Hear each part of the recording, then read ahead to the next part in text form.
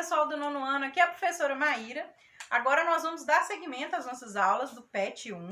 Então nós vamos trabalhar as semanas que faltam e vocês vão ver que vai ser uma aula curtinha, mas com o restante do conteúdo todo, porque o conteúdo está extremamente relacionado. Para dar o seguimento aqui, a gente precisa dar um passo atrás e voltar no conteúdo da primeira semana, que era sobre as mudanças de estado físico da água.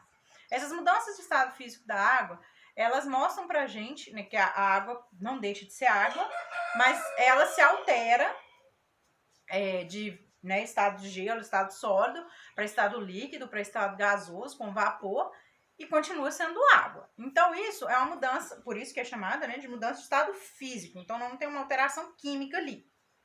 Mas hoje a gente vai ver que há também as alterações. Mas hoje a gente vai ver que existem também os fenômenos químicos que alteram a estrutura da matéria, alteram substâncias que estão ali contidas. Então, vamos começar bem devagar para que todo mundo acompanhe a aula aqui. Vamos lá. Bom, a fervura da água, por exemplo, que transforma, à medida que expõe ela ao calor em vapor, ela não muda a estrutura molecular da água, a água continua sendo H2O. Então, portanto, isso não consiste em um fenômeno de transformação química, é apenas um fenômeno físico. Ou seja, você mudou o estado físico da água sem alterar a estrutura, né, dessa substância, ela se mantendo na água. Agora, em outra situação, como a ferrugem, por exemplo, né, como nessa corrente, a gente já tem uma reação química do ferro com oxigênio da água, do ar, que vai se transformar em óxido de ferro. É como se fosse uma decomposição daquele ferro ali, é uma transformação química, né? A estrutura do ferro é alterada para formar uma nova substância. Se a gente pegar a apostila de vocês, a gente tem alguns questionamentos aqui. O que é transformação física e o que é química? Né? Qual é qual? Então, se a gente pegar, por exemplo, acender um fósforo, a gente vê os indícios da transformação química, que é a produção da luz ali, né, do fogo, do calor, a liberação de fumaça, e a gente vê que o fósforo, ele vai se decompor em fumaça ali, né, e fuligem. Quando a gente fala de queimar o açúcar para fazer caramelo, por exemplo, é outra situação em que você tem a transformação química. Aquele açúcar ali vai sofrer uma transformação e vai virar outra substância à medida que for exposto ao calor.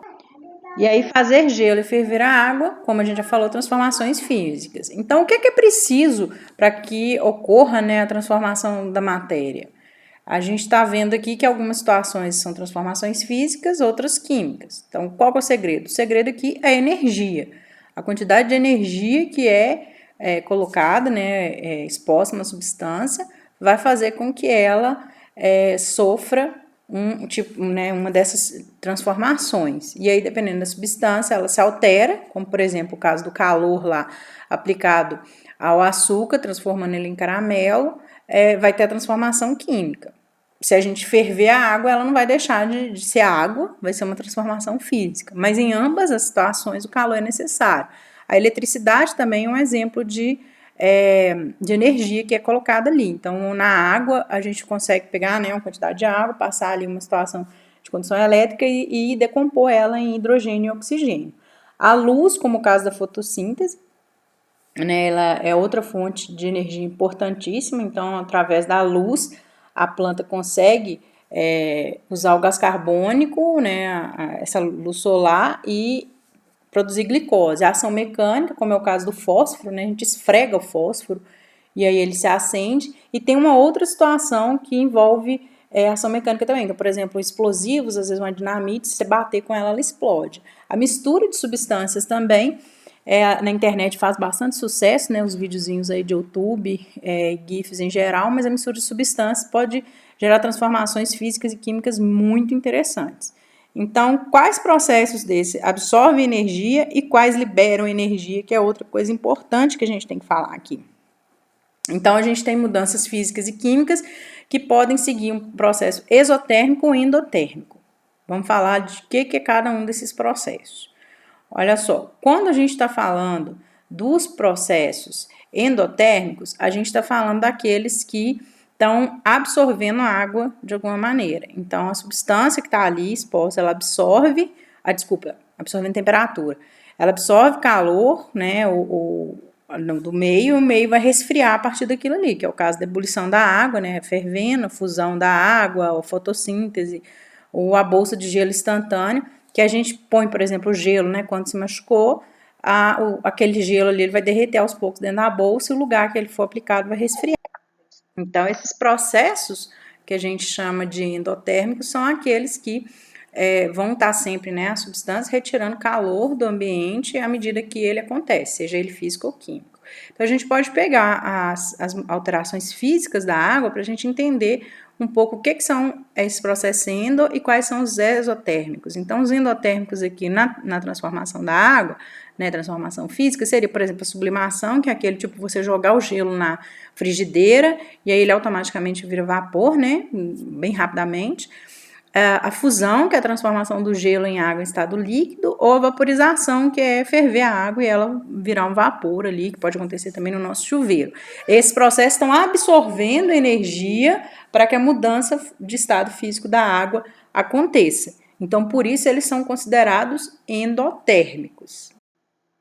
Agora, os processos exotérmicos são aqueles que estão liberando energia para o meio ali, por exemplo, a própria apostila de vocês coloca aí, né, a queima de velas, os combustíveis, né, que são queimados aí.